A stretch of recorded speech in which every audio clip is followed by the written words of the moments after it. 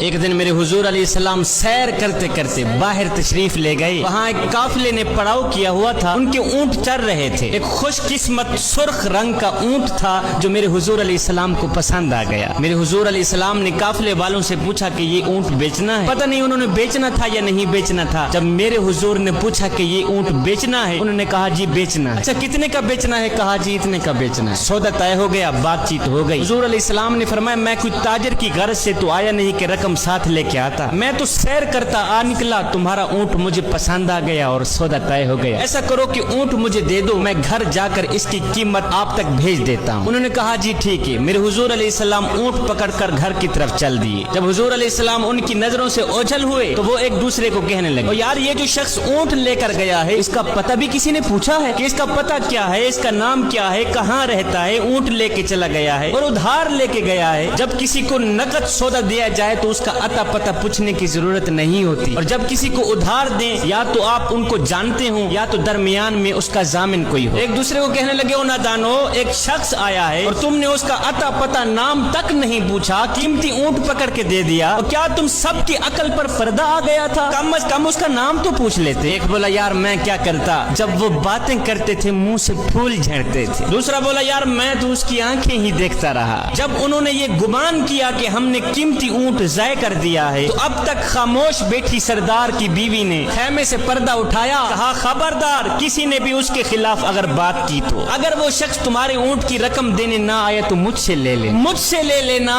میں اس شخص کی ضامنہ ہوں. انہوں نے کہا اچھا تو اسے جانتی ہے؟ کہا نہیں میں بھی نہیں جانتی. کہا جب جانتی ہی نہیں پھر ضمانت کیسے دے دی؟ کہا جب تم سودا کر رہے تھے تو میں خیمے کے اندر سے دیکھ رہی تھی کہ جس کا چہرہ اتنا خوبصورت ہو وہ جھوٹ بولتا ہی نہیں, وہ دھوکہ دے ہی نہیں سکتا. ابھی تمہارے پیسے آنے والے ہیں. تھوڑی دیر گزری ہی تھی کہ میرے حضور علیہ السلام کے غلام آ گئے پیسے لے کے. کہنے لگے کون ہیں وہ لوگ جس سے ہمارے آقا نے اونٹ خریدا ہے؟ کہا جی ہم لوگ ہیں. صحابہ نے کہا یہ لو تمہاری اونٹ کی رقم, یہ لو تمہارے اونٹ کی قیمت.